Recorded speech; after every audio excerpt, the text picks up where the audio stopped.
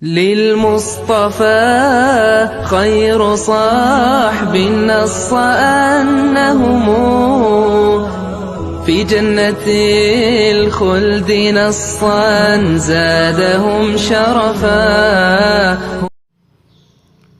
Assalamualaikum warahmatullahi wabarakatuh. Alhamdulillahilladzi hamdan katsiran thayyiban mubarakan fih. Allahumma salli ala Muhammadin wa ala alihi wa ashabihi wa man tabi'ahum bi ihsanin ila yaumiddin. Ma'asyiral muslimin, saudara-saudariku yang dirahmati Allah Subhanahu wa taala, sampailah kita kepada hadis yang ke-15. An Abi Hurairah radhiyallahu anhu qala Rasulullah sallallahu alaihi wasallam, man kana yu'minu billahi wal yaumil akhir falyakul khairan aw liyasmut. Man kana yu'minu billahi wal yaumil akhir falyukrim jarahu. Man kana yu'minu billahi wal yaumil akhir falyukrim dhaifahu. Rawahu Muslim, Bukhari wa Muslim.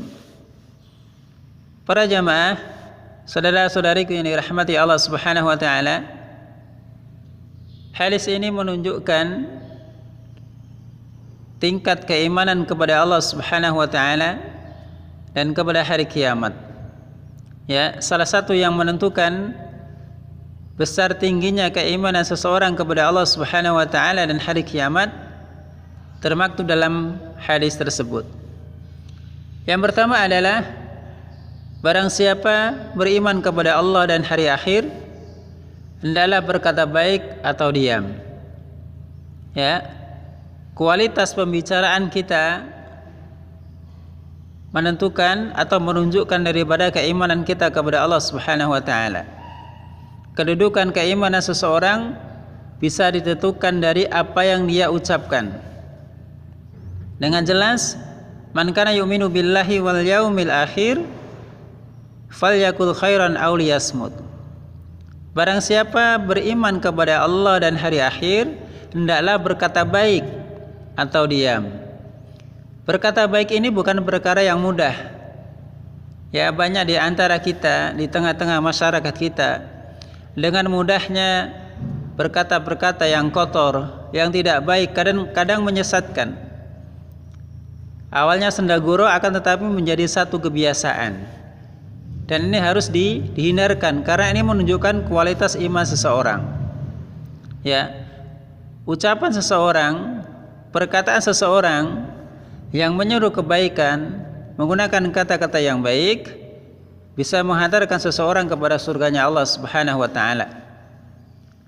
Akan tetapi ungkapan-ungkapan, perkataan-perkataan yang tidak baik, memprovokasi ya segala yang tidak baik, maka akan menjerumuskan ke dalam nerakanya Allah Subhanahu wa taala. Ingat, termasuk juga apa yang kita tulis di dalam sosial media. Karena apa yang kita tulis merupakan presentasi dari yang akan kita ucapkan, atau dalam presentasi dari hati kita yang keluar dari mulut kita. Ya. Perkataan seseorang itu tidak langsung hilang, lenyap ditelan angin, tidak, dibawa angin, tidak. Ada malaikat yang senantiasa mencatat apa yang kita ucapkan. Apabila yang kita ucapkan baik, maka akan dicatat kebaikan. Yang kita ucapkan jelek, maka akan dicatat jelek oleh malaikatnya Allah Subhanahu wa taala. Maka poin pertama adalah kita berhati-hati.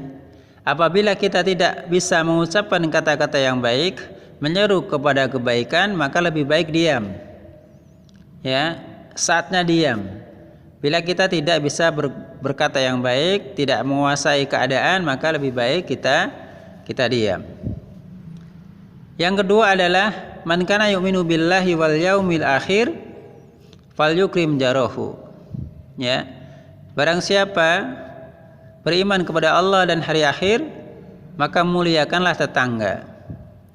Tetangga ini segala atau semua saudara-saudara yang ada di sekitar rumah kita. Ya, tetangga dekat, tetangga jauh.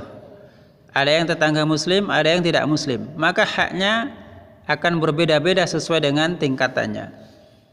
Ada tetangga yang kita mempunyai hak sesama muslim, ada tetangga menjadi hak tetangga saja dan menjadi hak sebagai kerabat, ada juga, ya.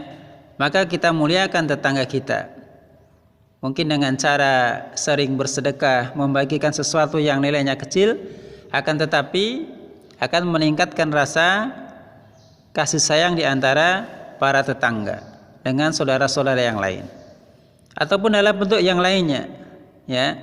Apabila saudara kita ada kesusahan, sekuat kita, semampu kita, kita bantu. Semampu kita, kita bantu. Karena dikatakan tidaklah iman sempurna seseorang apabila dia tidur nyenyak, ya, tidur nyenyak, sedangkan tetangganya sedang kelaparan. Ini menunjukkan kemunduran keimanan seseorang. Maka kita harus berbuat baik kepada tetangga kita.